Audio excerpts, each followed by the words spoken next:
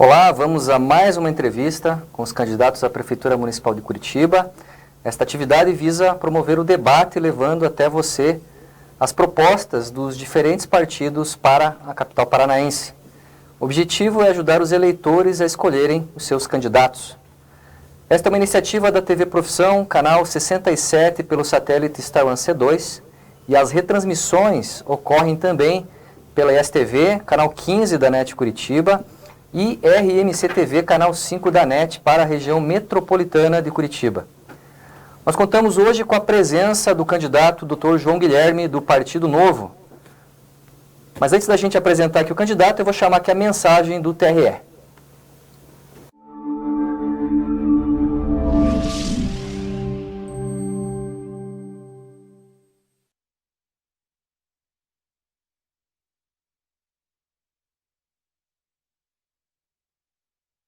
Em nome da Justiça Eleitoral do Paraná, eu cumprimento todos os seus juízes, servidores, colaboradores e especialmente aqueles que irão atuar como mesários no dia das eleições. Sem esquecer, é claro, dos cerca de 8 milhões de eleitores paranaenses. Afinal, é para os eleitores que a Justiça Eleitoral trabalha.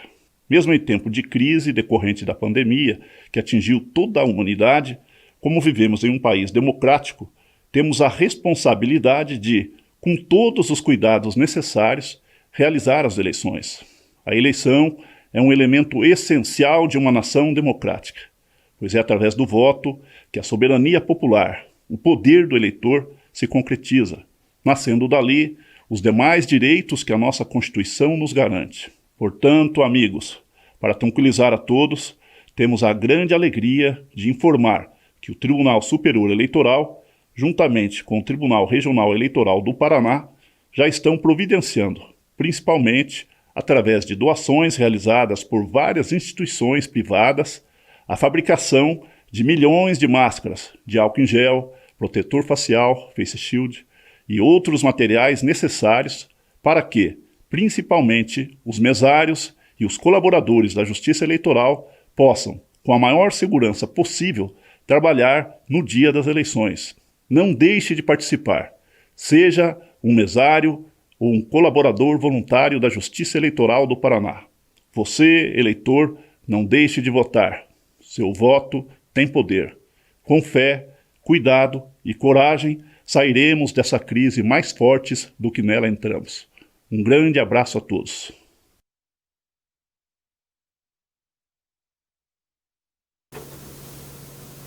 Voltamos então com a entrevista com o Dr. João Guilherme, que é candidato pelo Partido Novo à Prefeitura de Curitiba. Lembrando que ele é médico, oftalmologista e chefe do setor de retina do Hospital da Visão Oftalmo Curitiba, que presta atendimento ao SUS e ao sistema privado. Também atua na Santa Casa de Misericórdia de Curitiba, no Hospital Universitário Cajuru e no Hospital Pequeno Príncipe.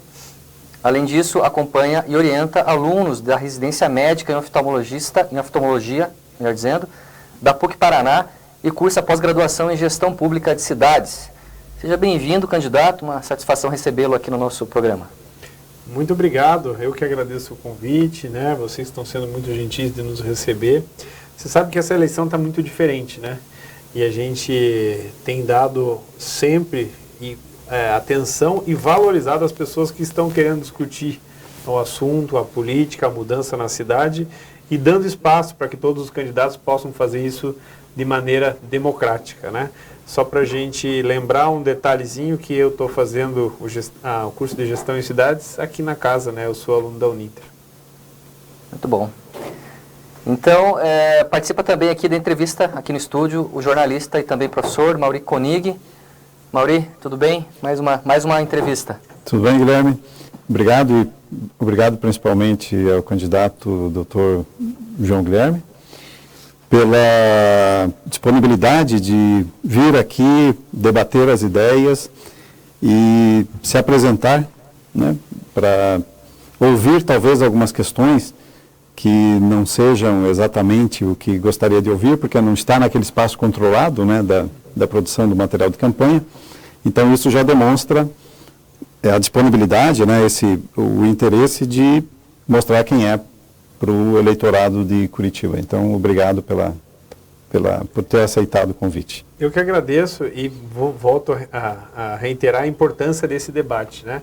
A gente está vendo que atualmente poucos candidatos que já são mais conhecidos gostam de se expor assim num ambiente que não tem controle, haja visto que o atual prefeito não aceitou convite de praticamente ninguém para fazer sabatina ou participar de debate, né? E a gente tem visto agora, ironicamente, aparecendo no jornal, na propaganda eleitoral, o vice, que é mais jovem e está querendo dizer que está aberto ao diálogo, que querem conversar, mas não vieram aqui falar com vocês, não vieram para as sabatinas e não estão querendo discutir as questões da cidade e não estão prontos para responder coisas simples que a gente pode perguntar de maneira transparente, mas eles estão com receio de enfrentar essa verdade que provavelmente devem estar muito preocupados em poder responder de maneira adequada. Então, daí eu já queria começar gatando aí uma... Deixa eu só finalizar minha apresentaçãozinha aqui, Mauri. Claro. Então, compõe também aqui o time de entrevistadores com perguntas gravadas, os seguintes nomes: Roger Pereira, jornalista da Gazeta do Povo; João Guilherme Frei, jornalista do Congresso em Foco; Felipe Oliveira, jornalista diretor de comunicação da Câmara Municipal de Curitiba; Maureen Luque, jornalista do Plural; Rogério Galindo, também jornalista do Plural; Manuel Ramires, jornalista do Porém e do Senge; Kelly Ambrosio, jornalista da TV Profissão; Alexandro Teixeira, jornalista do Livre Jora e professor da Uninter; Maura Martins, jornalista da Escotilha e professora da Unibrasil. Também participam aqui do Assir Quadros, cientista político e professor da Uninter; Aquiles Batista Júnior, professor de marketing da Uninter; e Lucas Máximo, cientista político e também professor da Uninter. Lembrando que todos os 15 candidatos à Prefeitura de Curitiba foram convidados formalmente para esta atividade, que terá o tempo de 40 minutos, e as entrevistas estão sendo gravadas presencialmente, mas aqueles que não puderam participar também foi dada a possibilidade de fazer a entrevista remota, então todos aí estão convidados, ok? Então vamos à nossa primeira pergunta. Mauri, manda lá. Agora sim, então. Candidato, o Novo é um partido novo, em idade, estou dizendo, né? Não tem nem 10 anos de vida ainda, né? Foi criado em 2011. E aí tem o perfil dos seus criadores, era perfil basicamente de homens ricos ligados ao mercado financeiro, né? Já visto aí o presidente, né, do partido fundador principal. Então, o que o senhor diria para o eleitorado de Curitiba, tendo esse perfil do partido, né, ao qual o senhor faz parte, o que o senhor diria, que garantia que o eleitorado tem de que o senhor não colocaria interesses, por exemplo, do mercado financeiro ou do empresariado, em detrimento do interesse dos cidadãos em geral? Mauri, essa pergunta eu já tenho respondido ela algumas vezes e seria bom também a gente fazer algumas considerações e correções. O Novo foi fundado por mais de 185 pessoas de diferentes profissões, homens, mulheres, de classes sociais diferentes, e são compostos por pessoas, por cidadão, e por pessoas que querem fazer e construir um partido que seja propício e que seja preparado para que nós possamos participar do processo político. O Novo não tem cacique, o Novo não tem dono. O Novo teve uma referência na eleição presidencial de uma pessoa que veio do mercado financeiro, mas isso não quer dizer em absoluto que o Novo tem um viés que vai proteger qualquer sistema ou qualquer mecanismo ou qualquer grupo político ou qualquer interesse acima da população. O que eu estou fazendo aqui, como candidato do Partido Novo, é justamente poder deixar isso cada vez mais claro, que quem precisa receber o benefício da gestão pública tem que ter o cidadão. E o Novo é isso. E o Novo não é novo só na idade. O Novo é novo mesmo. Okay. Candidato, uma das questões que talvez o senhor tenha respondido também é com relação à sua experiência na área da administração pública. Que resposta o senhor dá àqueles que questionam o fato do senhor nunca ter ocupado um cargo público, ou ter sido eleito para um cargo público? Essa eu respondo de algumas maneiras. Primeiro, exemplificando casos de sucesso já dentro do nosso próprio partido, que é o governador Romeu Zema de Minas Gerais. O governador Romeu Zema, com quem eu conversei há algumas semanas, nunca tinha tido experiência administrativa pública nenhuma. Ele era totalmente da iniciativa privada. Veio para disputar uma eleição com a mesma característica que a gente tem pessoalmente e está fazendo um bom governo, com erros e com também alguns acertos, mas na sua grande maioria, tanto é que a avaliação dele é uma das melhores do Brasil. Então temos essa experiência positiva dentro do Novo e temos também a certeza de ter capacidade administrativa, porque eu sou médico e sou empresário. Já faço gestão da iniciativa privada há vários anos, principalmente do setor de saúde, que é um setor agora muito afetado pela pandemia. E também temos que lembrar o seguinte, que eu tenho orgulho de dizer que não tenho experiência política ruim. Eu não tenho perspectiva nenhuma de fazer politicagem ou de ter na minha cueca dinheiro escondido, que é o que a gente tem visto no Brasil ultimamente e em todos os grandes partidos. Essa semana passada a gente teve uma denúncia gravíssima aí de um senador da República do DEM, do partido do atual prefeito. Então eu abro mão com orgulho dessa experiência política, mas capacidade administrativa é diferente. A gente tem, a gente sabe e a gente vai fazer. E além disso, estou me preparando também com o meu currículo, que deve ser uma coisa muito importante para todos que pensam na sua profissão.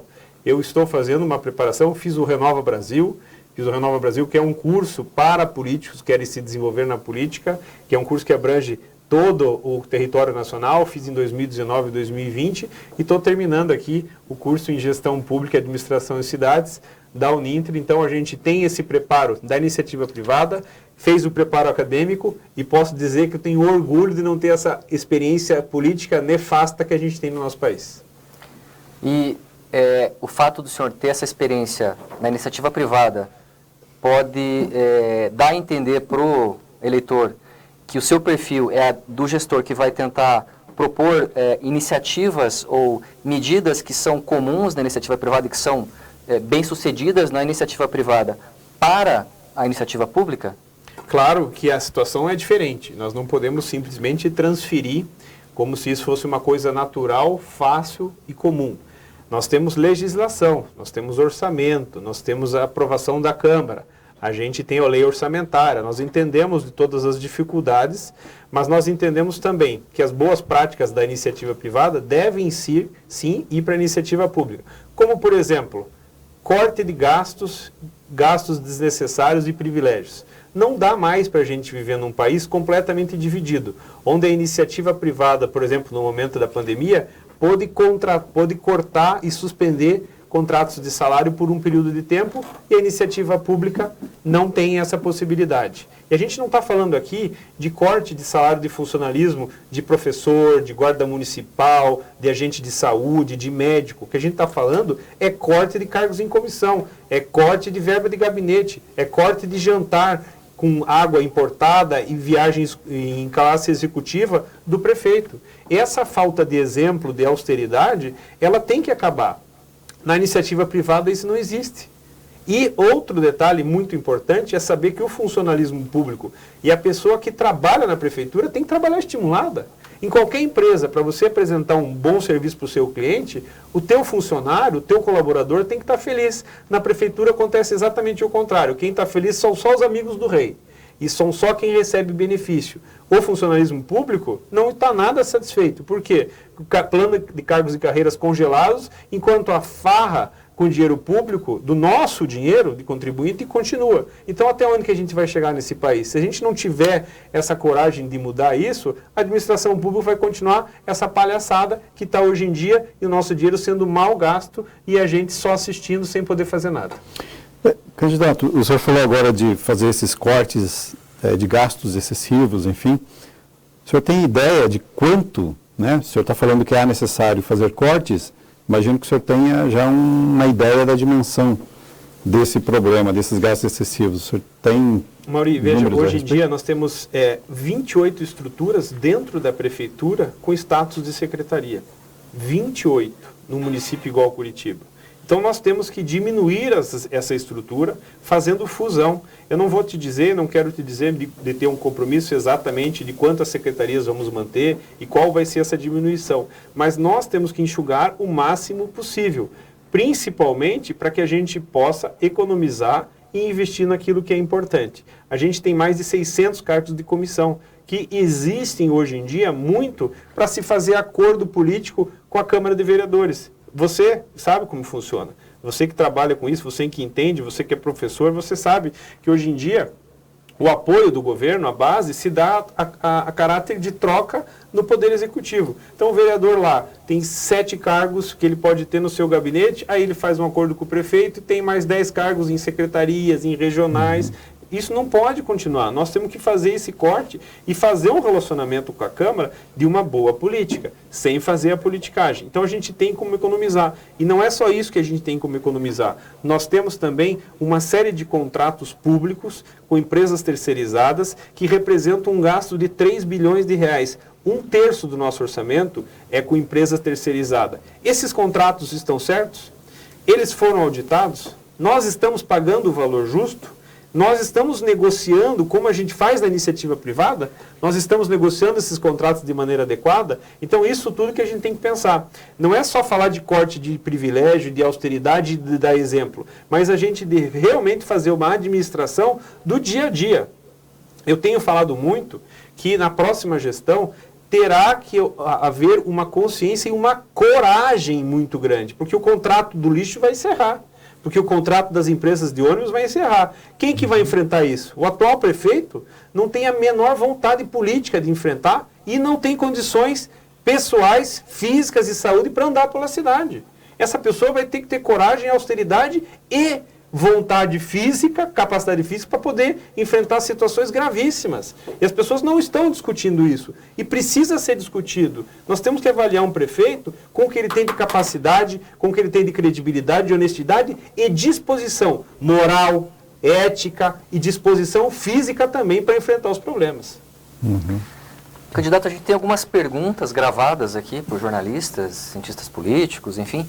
E a Kelly Ambrosio, que é jornalista aqui da TV Profissão, tem uma questão, o senhor citou aí, tocou na questão das terceirizações, dos contratos, né, com terceirizações, então a gente tem a pergunta da Kelly, então vamos lá. Pois não. Minha pergunta é para o candidato João Guilherme. Tudo bem, candidato?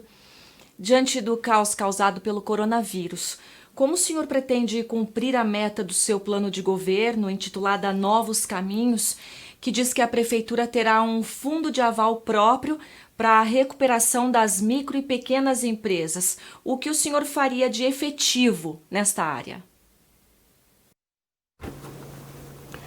Kelly, tudo bem? Muito obrigado pela tua pergunta. Olha, Kelly, a gente percebeu e viu o quanto o poder público está afastado da nossa realidade.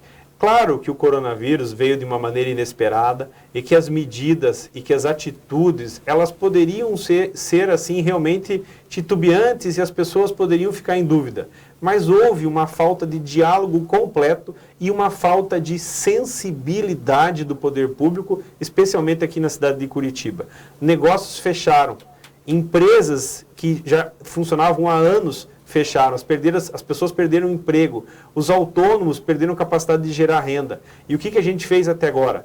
Nada. Só propaganda e marketing. O prefeito mandou lá um fundo de aval para ser criado na Câmara de Vereadores, que não passou de nenhuma medida, de nenhum papel. Eu não conheço ninguém aqui que teve acesso a um fundo emergencial, além, é óbvio, das empresas de ônibus.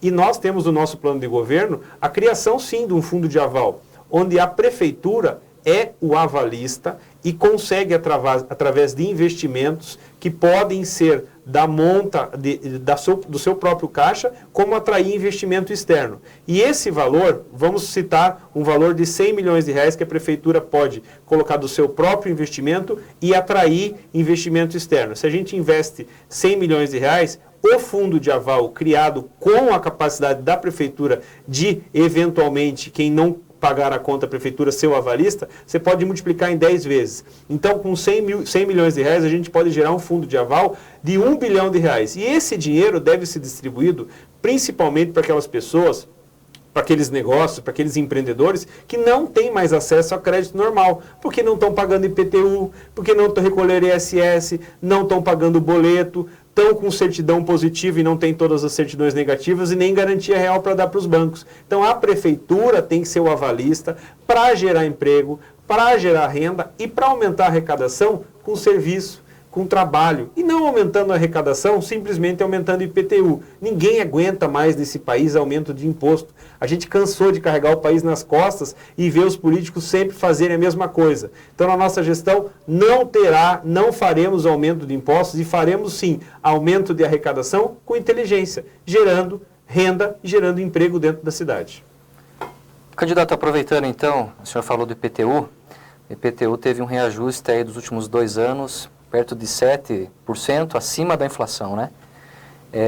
E aí a questão a gente tem um orçamento que está reduzindo em relação ao ano passado, um orçamento que de 2020 que foi perto de 9 bilhões e 200 milhões, que agora está fechando com 9 bilhões para 2021. Como é que a gente faz para equilibrar esse orçamento, tendo em vista que não sobra muito dinheiro da prefeitura depois do pagamento das contas, enfim, do destinamento das verbas? Como é que a gente faz para equilibrar isso? Essa é uma pergunta importante que a gente não pode fingir que ela não existe, o problema. Não dá para tapar o sol com peneira. 53% do orçamento da prefeitura é gasto de folha. Então, a gente, 1/3 é gasto com empresas terceirizadas. Falta pouco dinheiro para investimento. Então, primeira coisa é não gastar com coisa que não se deve gastar. E com aquilo que a gente já citou agora, com a completa ausência de gastos desnecessários, ela é fundamental. O prefeito, como gestor, tendo responsabilidade fiscal, ele não pode abrir mão de receita, mas ele pode ter ações onde ele consiga facilitar a vida do empreendedor, desburocratizando, facilitando a liberação de alvarás, promovendo adensamentos em determinadas regiões com zonas mistas de construção, para que a gente aumente a arrecadação do município sem precisar aumentar impostos. Além disso, quem, por exemplo, não conseguiu cumprir com os seus objetivos de pagar as suas dívidas com o fisco da prefeitura, precisa ter acesso a um refinanciamento das suas dívidas, que é o Refis. Então, tudo isso vai acontecer durante a próxima gestão. Por isso que eu disse que o próximo prefeito tem que estar preparado, tem que ter coragem e tem que ter disposição física para enfrentar. Só tem uma questãozinha, candidato, que o Diese passou para nós um dado aqui a respeito da folha de pagamento da prefeitura. Eles estão dizendo que o custo da folha, despesa com pessoal, é de 41%, 40,99% do orçamento da prefeitura está destinada para a folha de pagamento. Isso pressupõe ali uma margem, enfim, para reajuste de salário, inclusive dos servidores, né? E aí eu contraponho aqui o seu dado, que o senhor fala de 53%. Esses são dados até 2017, né, de 53%, e provavelmente deve estar na folha também serviços terceirizados. Desse dado que eu estou te dizendo, pode ser que estejam conflitantes por conta disso. Mas a gente sabe que isso é um problema no Brasil, né? E por isso que a gente sabe que essa reforma administrativa, isso que está sendo discutido muito, é muito importante. O Curitiba, é bom frisar e deixar muito claro que as coisas que foram bem feitas e as coisas que melhoraram, a gente tem que permanecer. Curitiba fez uma recuperação fiscal nos últimos anos na atual gestão comparada com a gestão anterior. Mas isso se baseou principalmente em aumento de impostos e não por outro tipo de arrecadação. É isso que a gente é contra. Claro que tem que ter um equilíbrio fiscal, claro que tem que ser responsável com o gasto público, mas a gente tem que ter esse controle. E falando um dado do Diese que você acabou de dizer, 11,2% taxa de desemprego no Paraná, foi a taxa mais alta da história. Então, a gente tem que se preocupar, sim. Nós temos um grave problema de desenvolvimento de retomada econômica no próximo ano. E se você me dá essa autorização de eu aproveitar e já falar sobre o nosso programa de capacitação e empreendedorismo, que a gente tem através de uma parceria que estamos fazendo com várias entidades, e temos uma representante ao meu lado na candidatura, que é uma vice, que chama-se Giovana Conte, que já faz um trabalho de desenvolvimento de renda e empreendedorismo social lá na Vila Torres, para justamente favorecer e ajudar as pessoas a ter um projeto de autossustentabilidade. Então, o nosso plano de governo, junto com o Fundo de Aval, está aliado à capacitação das pessoas para gerarem emprego e renda. Candidato, o senhor, sendo da área da saúde, eu gostaria de fazer uma pergunta que é de um tema super atual. E tem a ver, né, porque o Novo é um partido que tem dado sustentação ao governo Bolsonaro, né? E acabou de ser publicada no Diário Oficial da União o decreto 10.530, em que o presidente Jair Bolsonaro autoriza a criação de um grupo que vai estudar o que, em última instância, é a privatização das unidades básicas de saúde. Em última análise, seria isso. Qual que é a sua postura? E isso poderia pôr em risco o SUS, assim como ele é hoje no país. O SUS tem sido muito importante nesse momento de pandemia, né? E que foi posto à prova e ele tem dado bons resultados. O que o senhor pensa a respeito disso? O senhor defende a criação desse grupo de estudo para pensar em terceirizar ou privatizar as unidades básicas de saúde? Vamos lá. É aquilo que a gente estava falando no começo da entrevista, né? Quem sabe faz ao vivo e está sendo entrevistado aqui. Essa medida saiu hoje, né? Eu vi, saiu eu vi a notícia ontem. É no Diário do Oficial de segunda. Exatamente. Veja, o SUS do Brasil é uma coisa que não pode ser fragilizado. O SUS demonstrou agora, na pandemia, uma capacidade de atendimento universal em vários segmentos e possibilidade das pessoas que não têm acesso à saúde privada de serem atendidos. Então, não há cabimento não fortalecer o SUS. O SUS tem que ser fortalecido. Nós entendemos que há possibilidades de termos participação da iniciativa privada em alguns segmentos e de gestão. Eu não acredito que o investimento na atenção básica deva sair de responsabilidade do município, do estado ou do governo federal. Acredito que o atendimento de complexidade e de especialidades, ele pode sim ser feito através de parceria de outros hospitais. Unidade básica de saúde não me parece algo palatável e algo ideal para ser realizado. Mas, como eu te disse, eu não tenho essas informações ainda, nós não temos esse desenrolar esse grupo de estudo que vai fazer esse trabalho. Mas a mim, inicialmente, é uma ideia que não me empolga. Mas as parcerias para atendimento de casos emergenciais, de hospitais de alta complexidade e principalmente de especialidades, que é um problema gravíssimo no nosso município, a parceria público-privada é atrativo e deve ser feito porque vai ser muito mais econômica. Mas a atenção básica da saúde me deixa muito preocupado. Uhum. E com relação Posso só terminar? Claro. Sim. Você falou uma coisa que eu gostaria de só contrapor. O Novo não é base de apoio ao governo Bolsonaro. O Novo é base de apoio a bons projetos. O Novo critica muito várias ações, mas as coisas que funcionam e que vão de encontro àquilo que o Novo acredita, sim, o Novo apoia. Mas as coisas que não são, o Novo não apoia. Não existe uma ligação e uma dependência e um compromisso de sempre estar ao lado de qualquer pessoa. Nós apoiamos projetos e não pessoas. Okay. O seu programa de governo, ele propõe, se eu entendi bem, a revisão dos contratos das OAS. O que isso significa? É o fim desses contratos? É a reelaboração dos contratos? Qual que é a proposta nesse sentido, candidato? Eu, como eu disse agora, acho interessante parceria público-privada para alguns segmentos na área da saúde. Esse modelo do contrato de OS em Curitiba, para mim, não faz nenhum sentido.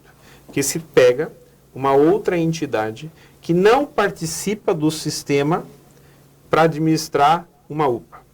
Que é uma coisa é um terceiro participante de um processo onde não existe essa função. E claro, que ainda mais uma empresa que está sendo investigada por desvio de dinheiro público lá no Rio de Janeiro, que já nos assusta ainda mais. Não existe ainda nenhuma acusação aqui em Curitiba, não seria aliviando de fazer isso, mas é uma empresa que a gente se assusta bastante. Mas não é o caso da empresa em si, e sim esse modelo. Existem modelos no Brasil de muito mais eficiência e de muito mais inteligência. O Hospital Menino Jesus, em São Paulo, foi terceirizado a sua gestão para o Hospital Sírio-Libanês.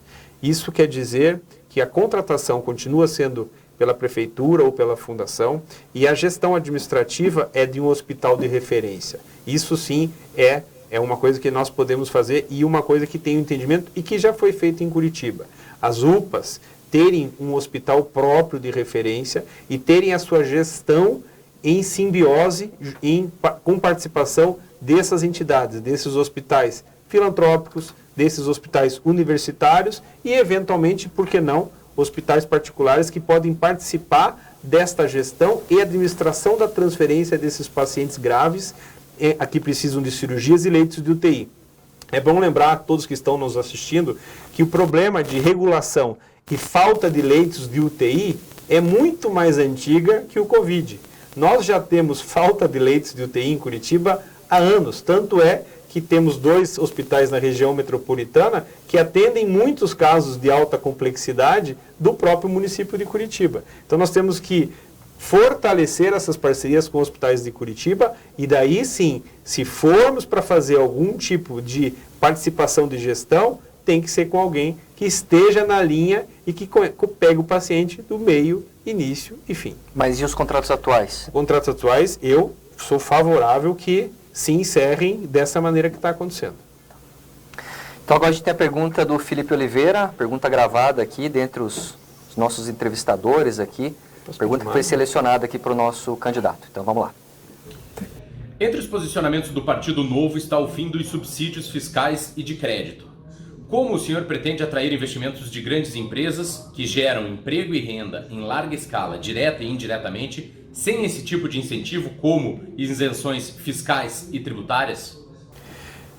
É importante percebermos que é necessário a gente manter um ambiente favorável de negócio. O prefeito, qualquer que seja o seu partido, vai ter que ter medidas de incentivo a regiões e áreas importantes para o desenvolvimento econômico. Então, nós do Partido Novo, nós temos a responsabilidade fiscal, o corte de gasto, de privilégio, como os pilares fundamentais do partido. Mas num momento como esse da pandemia, nós vamos ter que criar instrumentos para que a gente atraia investimentos e que a gente faça o desenvolvimento da cidade e da economia. Então, por exemplo, nós temos no nosso plano de governo, muito claramente, criação de zonas de adensamento para verticalização e para a gente fazer um aumento populacional em algumas regiões da cidade. Para isso, nós vamos fazer incentivos fiscais naquela região para a iniciativa privada ir fazer esse desenvolvimento, levar as construções, atrair o dinheiro, gerar emprego e renda. E isso é utilizar o nosso dinheiro de maneira inteligente e o dinheiro do contribuinte, e sim, atraindo investimento externo com isenções e com modificações da tributação de algumas regiões. Então, falando da questão, candidato, dos investimentos, né, de induzir o desenvolvimento para determinadas regiões da cidade, essa indução do desenvolvimento vai ter que considerar pessoas, enfim, vai mexer com a economia, o que é bom, é ótimo para a cidade, mas a gente tem, assim, uma legião de curitibanos que vivem à margem de uma porção de direitos, né? 1 em cada 10 curitibanos mora em alguma área de invasão ou de ocupação, com uma série de problemas, né, de infraestrutura, de saneamento básico, enfim. Além de 40 mil pessoas, arredondando, que estão na fila de espera de uma casa, né, na Coab. Como que o senhor pretende, assim, fazendo essa indução de desenvolvimento para determinadas regiões da cidade, como contemplar também esse público que talvez não esteja nesse canal, nessa linha de desenvolvimento, e que estão aí nas margens, porque geralmente eles ficam nas periferias, né? Essas pessoas aí. Como incluir essas pessoas dentro desse planejamento econômico da cidade? Mauri, isso me é um tema muito sensível. Andei muito por várias dessas regiões, que a gente chama de invasões ou regiões favelizadas. São mais de 200 em Curitiba. A gente se sensibiliza muito a 10 quilômetros do centro de Curitiba, a gente ter regiões onde a gente parece que está no Tahiti. E no Haiti, né? Não no Tahiti, no Haiti. A gente tem áreas de Curitiba que tem sinais. O Tahiti seria um paraíso, né? Seria um paraíso, né? A gente está falando de outra coisa. A gente está falando que Curitiba é Belíndia, né? Tem regiões que são igual à Bélgica e regiões que são igual à Índia. E a gente está muito consciente disso. E essa questão da regularização fundiária, ela tem que ser encarada e não pode ser mais simplesmente escondida, que é o que está acontecendo aqui. E ela deve ser trabalhada com a região metropolitana. Essa integração com a região metropolitana também deve nos propiciar justamente áreas onde a gente pode fazer a adequação de famílias em vulnerabilidade que estão morando em condições subhumanas em Curitiba. E nós podemos fazer isso junto com a região metropolitana. Ah, mas como que se deve fazer isso? A gente tem que fazer sempre propostas de contrapartida. No nosso plano de governo tem uma contrapartida muito interessante. A gente tem, no nosso plano de governo, um projeto de uma escola de aperfeiçoamento contínuo de todos os professores da rede básica, mas não só para Curitiba, para toda a região metropolitana também. Então, trazer toda a região metropolitana para trabalhar junto com o município de Curitiba na área da educação. E conseguir, através disso, junto com os prefeitos da região metropolitana, nos ajudar a resolver esse problema que é grave no município de Curitiba e está cada vez aumentando mais. A gente não pode mais achar que, fingir que o problema não existe, vai nos acarretar numa mudança, porque não vai. Nós estamos discutindo muito as pessoas em situação de rua, mas elas estão em situação de rua porque existem muitas regiões que você acabou de me citar, regiões favelizadas, regiões de invasão, que as pessoas estão saindo de lá e estão vindo para a situação de rua. Então vamos encarar as pessoas que já estão em situação de rua, mas nós temos que nos preocupar com as pessoas que estão em pré-situação de rua, porque senão esse número vai aumentar cada vez mais, como aconteceu nessa gestão, onde simplesmente nada foi feito e hoje temos um grande desafio na frente para poder resolver também esse problema. E a zona de adensamento, que nós estamos pretendendo, é justamente para trazer atrativos e desenvolvimento para a região. Você já foi lá no Tatuquara, na região sul? Já. Vai lá, você vai ver que só tem construção de 2, 3 andares. Não tem uma zona de adensamento, não tem um prédio, não tem uma área de estímulo comercial para a indústria, para serviço. E é isso que a gente tem que fazer nessas regiões. Levar até lá o desenvolvimento, diminuindo a necessidade da pessoa sair da Zona Sul para vir para a região central, que é onde a gente tem a maior oferta de emprego. Isto é fazer uma gestão com inteligência e propondo inovação para a vida do cidadão. Não inovação de propaganda e inovação de marketing, que eu acho que isso não adianta mais. Candidato, temos mais alguns minutinhos antes de terminar. Pois não? E eu tenho 2 perguntinhas, gostaria que o senhor respondesse, se possível, o mais breve possível, né? Seja rápido. Bem rápido isso. A questão da segurança. No seu programa, o senhor propõe a integração entre a Guarda Municipal e a PM e a retomada da Central de Segurança Integrada que foi usada na Copa, que inclui o uso de câmeras, softwares, enfim. Qual é o custo disso para a cidade? É viável para Curitiba ter um sistema desse? Curitiba, a gente tem a obrigação hoje em dia de ter a Guarda Municipal próximo da Polícia Militar. Hoje em dia são 2 números diferentes. Que número que você liga para a Guarda Municipal? Você liga para 153. Que número você liga para a Polícia Militar? Você liga para 190. Aí você liga para 153. Não, isso é problema com a Polícia Militar. Você tem que ligar para 190. Então essa integração ela já tem que iniciar logo quando você liga. E a Guarda Municipal ela não tem os dados de informação para fazer a investigação de um simples furto. Então nós pretendemos aliar essas informações junto com investimentos do governo do Estado. É claro, a Polícia Militar é responsabilidade do governo do Estado. Mas nós temos que ter uma Guarda Municipal presente, uma Guarda Municipal perto do cidadão, mas tendo acesso às informações da Polícia Militar. E o custo das Central de Segurança? Isso nós vamos fazer em parceria com o governo do Estado e desenvolver uma maneira inteligente para fazer a gestão disso, atraindo investimento e, se possível, de uma maneira muito objetiva, trabalhando em parceria com o governo, que deve fazer esse investimento.